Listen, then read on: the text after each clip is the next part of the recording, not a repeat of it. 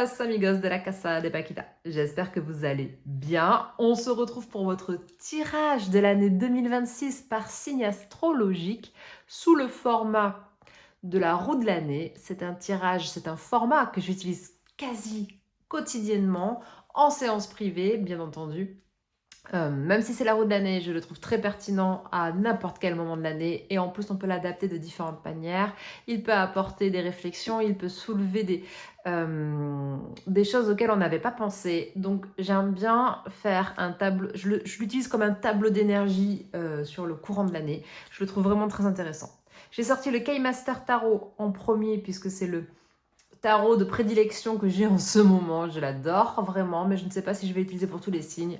Je ferai à ma guise et d'ailleurs, même si je fais le format de la roue de l'année, si à un moment je préfère poser d'autres questions ou faire différemment, je me laisse cette liberté. Donc si vous écoutez plusieurs signes, ne cherchez pas à comparer forcément. Hola les taureaux, je suis heureuse de vous retrouver pour votre tirage de l'année 2026. J'espère que vous allez bien. Je vais étaler les 12 cartes dans un premier temps avec le Keymaster Tarot que je compléterai au Béline au fur et à mesure du tirage.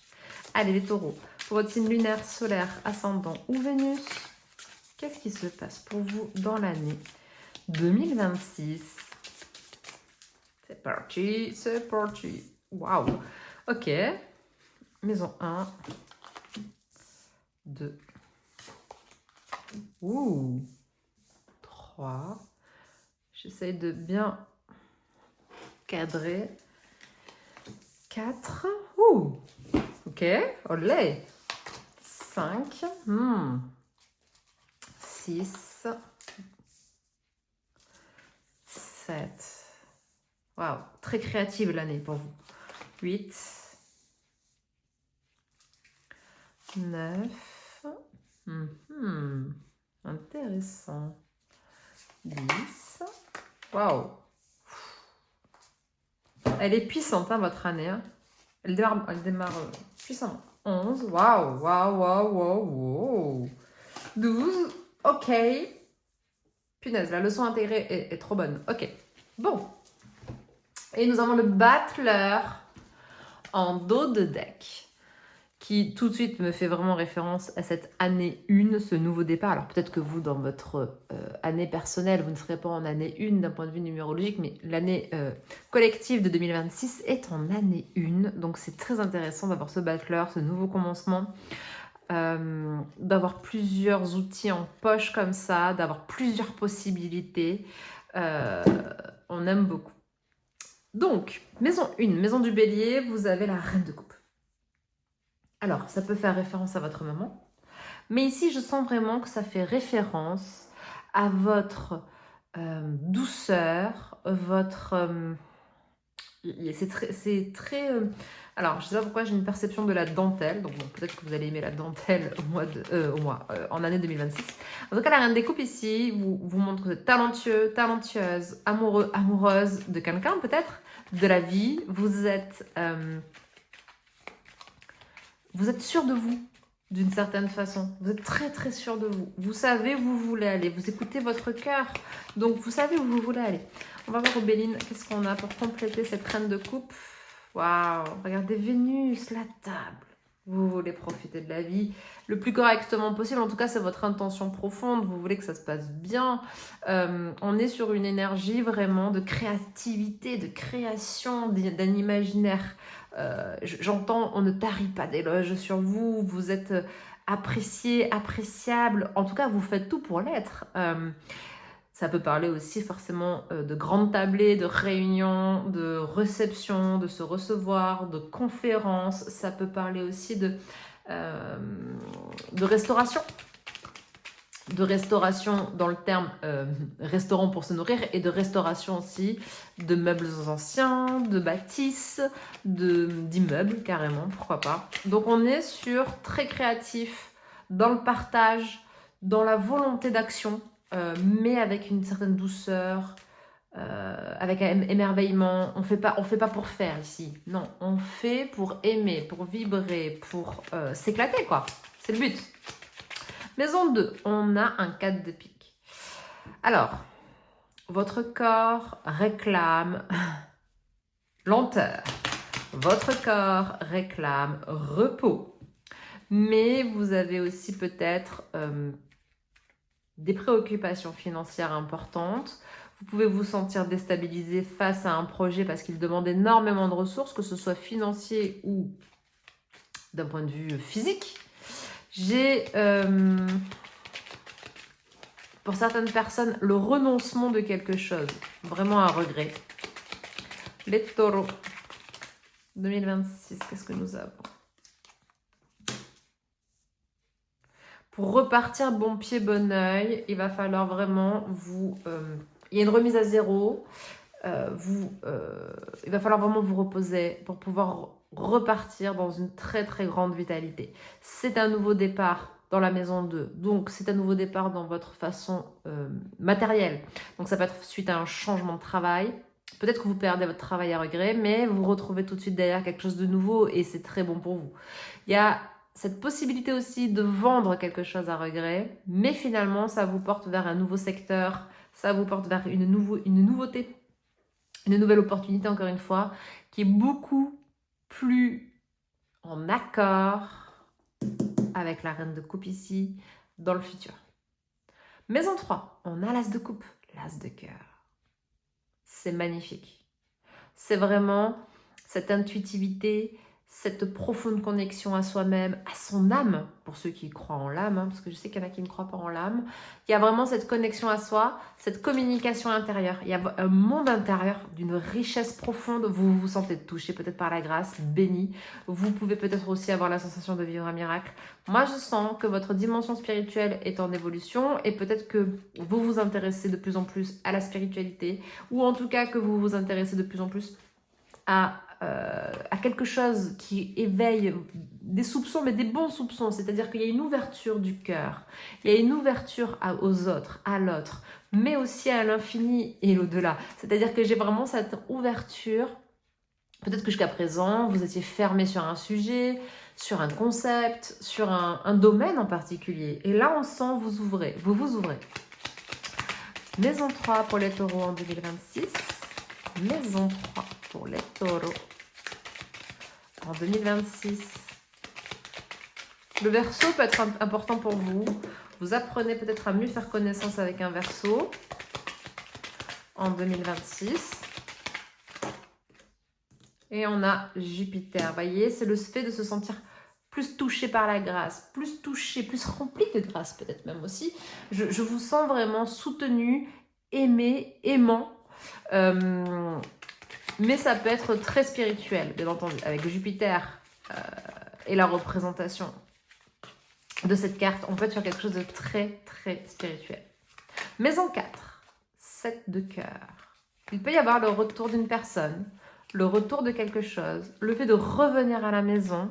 Ça peut être aussi des choix à faire pour le foyer qui sont une gestion de priorité.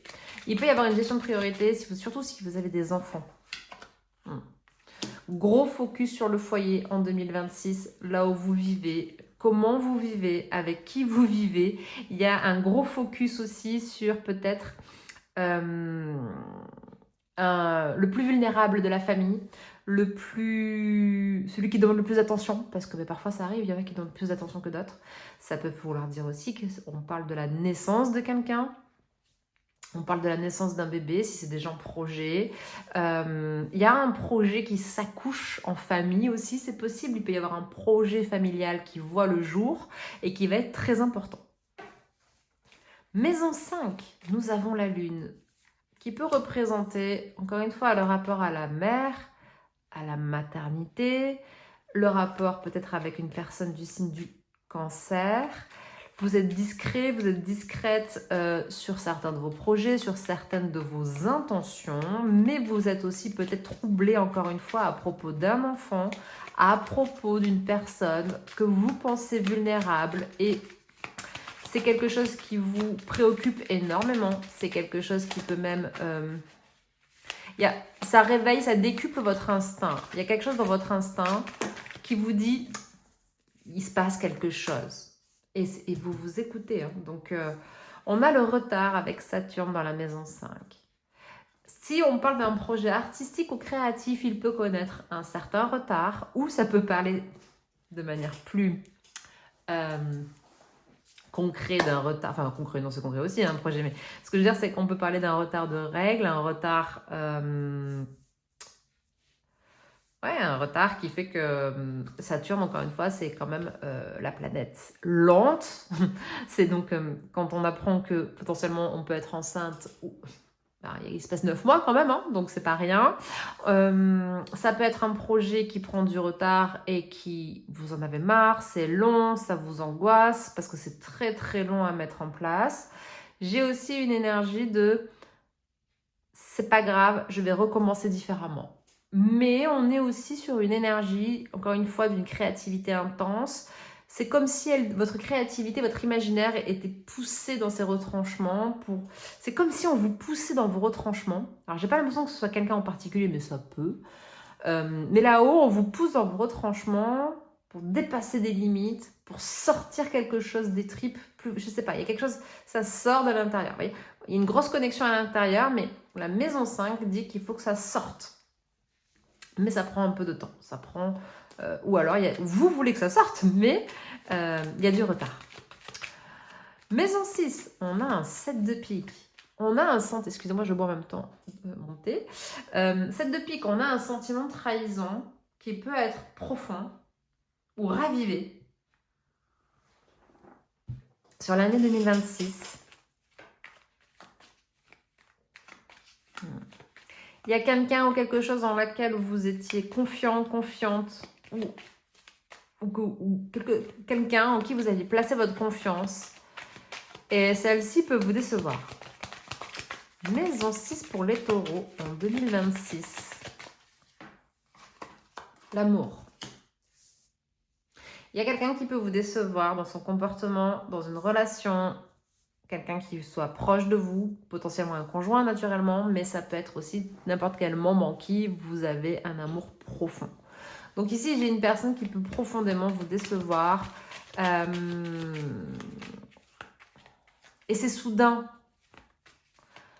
C'est soudain. Vous le réalisez de façon soudaine ou soudainement, il y a quelque chose qui... Il y a de toute façon, le mensonge prend l'ascenseur, la vérité prend l'escalier. Donc, il y a quelque chose qui va... Ça va popper. Vous allez être mis au courant. Vous allez être mis au courant. Maison 7. Pour les taureaux, on a le soleil. Créativité, encore une fois, débordante. Projet. Vos projets sont peut-être retardés, mais gardez la confiance parce que ils vont être couronnés de succès. Et ici, le soleil vous passe. C'est une énergie yang. Elle vous demande d'être dans l'action, d'être en mouvement pour que les énergies puissent danser, valser en votre faveur avec vous, votre âme. Maison 7 pour les taureaux. Moi, je sens un projet couronné de succès. Et encore une fois, on a Vénus avec la créativité, l'art. Et Vénus, c'est quand même votre planète, les amis taureaux. Donc, il y a possibilité aussi de pardonner, de trouver la force de pardonner pour avancer. J'ai vraiment, après la trahison, le pardon. Clairement.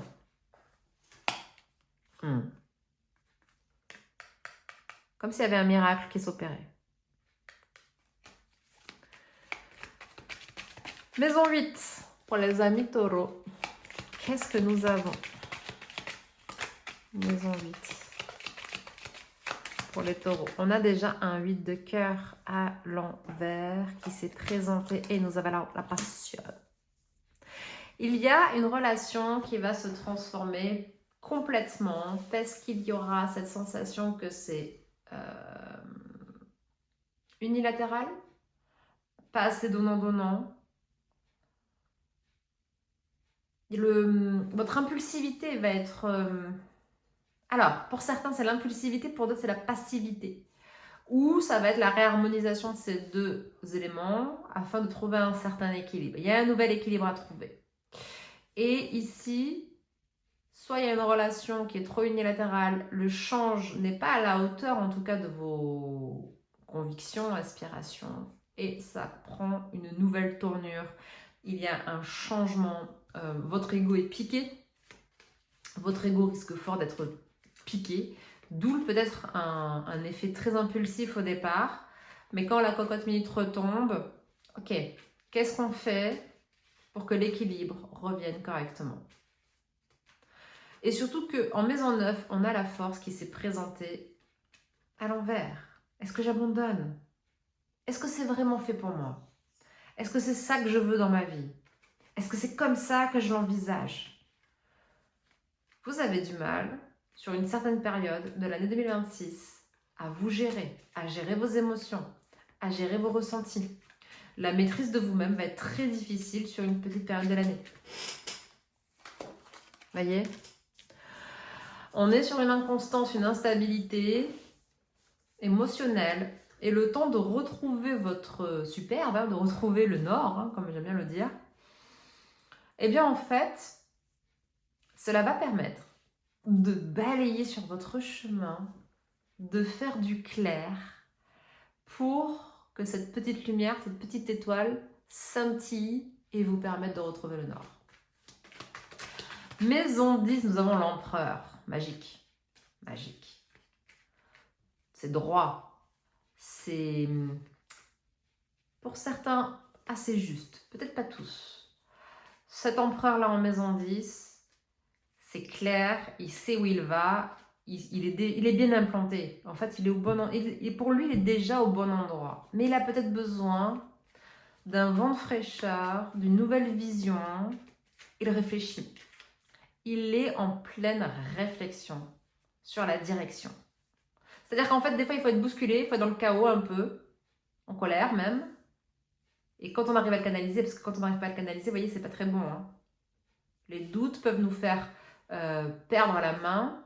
Les doutes peuvent nous faire abandonner, alors qu'en réalité, c'est une analyse dont il y a besoin. C'est une réflexion profonde dont il y a besoin. Maison 10, les taureaux. Voyez, ça peut être en lien avec un bélier, mais pas obligé. On a Saturne, donc ça peut être aussi en lien avec un Verseau, encore une fois, ou avec un Capricorne. J'ai l'impression aussi que vous devenez le nouveau pilier du foyer, suite à un changement, c'est possible. Ou que le cadre de référence change dans le foyer. J'ai aussi une potentielle séparation professionnelle, rupture conventionnelle, licenciement ou changement dans votre côté. Vous ne changez pas forcément d'endroit professionnel ou de profession, mais un changement complet dans votre quotidien professionnel. Et ici, cet empereur parle aussi de retrouver sa liberté intellectuelle, j'entends. Je ressens ça. De retrouver la possibilité de penser, de s'instruire par lui-même et pas d'être là en gavage ou en... comment dirais-je? Parce que parfois on prend le pli et puis on fait comme les autres et puis bon, voilà, ça peut arriver. Vous, il y a un réveil. Suite à cette colère, cette impulsivité, mais il faudra surmonter le doute. Très important de surmonter le doute. Et le doute, une fois surmonté, vous permettra de prendre des décisions fermes, définitives. Ce sera définitif. Votre nouvelle orientation professionnelle sera définitive. Maison 11, 2 de coupe. Comment faire confiance? Ce 2 de coupe, ce 2 de cœur m'inspire comment faire confiance. Il y a de belles rencontres sur le chemin, soyez-en assurés. Mais il y a une grande réflexion, énorme réflexion sur la confiance. Il y a une énorme réflexion sur comment les relations naissent, vivent, meurent, se remettent en place ou pas. Il y a une réflexion profonde sur la vie, sur l'amour probablement aussi, parce qu'on sent que vous vous sentez trahi à un moment donné, mais il y a quand même une réflexion profonde sur comment nourrir des liens. Vous allez avoir cette capacité renforcée ou nouvelle d'apprécier de plus en plus de passer du temps seul. Je ne dis pas que vous devenez un loup solitaire, mais vous appréciez ce temps calme qui vous permet d'être connecté à vous-même. Mais en 12, nous avons le 5 de pique. Et c'est là le clou du spectacle. C'est là vraiment la bénédiction cachée de l'année, la leçon acquise. Vous arrivez vraiment à évoluer, à dépasser un stade. Vous arrivez à un niveau supérieur dans des compréhensions de schémas, dans un deuil, dans la peur du rejet ou de l'abandon. Il y a un dépouillement total de votre ancienne peau. Voyez, intelligence. Les bonnes réflexions vous emmènent dans la bonne direction. Le savoir en continu. Voyez, je sens, j'ai plus envie d'être instruit par la main de l'autre, par la décision de l'autre. Si vous devez être instruit par la main de l'autre, c'est parce que vous l'aurez choisi. On choisit ses mentors. Mais le but, c'est de ne pas les garder trop longtemps. Parce qu'après, ça devient des gourous, plus des mentors. Et ici, que ce soit dans la vie ou dans la vie personnelle ou professionnelle. Et voyez, derrière, on a l'argent. Donc, plus on dépasse des craintes affectives, plus on accède à un niveau stade d'abondance. Voyons avec le tarot des anges, la sagesse angélique, ou non, la sagesse des anges, pardon, un message complémentaire pour vous, amis taureaux, sur l'année 2026. Les taureaux en 2026. Ouf, on en a deux. Allez, le renouveau. Tiens, paradis. Donc le jugement. Le jugement, les amis. Reconsidérez le passé avec compassion et un esprit de pardon. Je vous parlais de pardon. Il est temps de prendre une autre direction. Tout à fait. Vision claire de votre but. Dans la vie. Dans votre cœur. Vous savez ce qu'il faut faire. Bien sûr, vous allez incarner l'empereur dans la maison 10. C'est la destinée. Qui de mieux pour incarner la destinée que l'empereur? Et nous avons un 4 d'air qui vient parler de ce 4 de pique qui était dans la maison 2, soit votre maison astrologique, les amis. Intuitions qui viennent de la méditation. Je vous l'ai dit, vous avez besoin de repos. Besoin de se reposer ou de prendre des vacances, accorder plus de temps avant de prendre une décision. Et oui, trahison, doute, on ne prend pas de décision à la volée, les amis. Épuisement mental, dormez davantage. Avec l'archange Raziel. Amis taureaux, je vous souhaite une excellente année 2026. Je vous dis à bientôt à la casa. Ciao, ciao!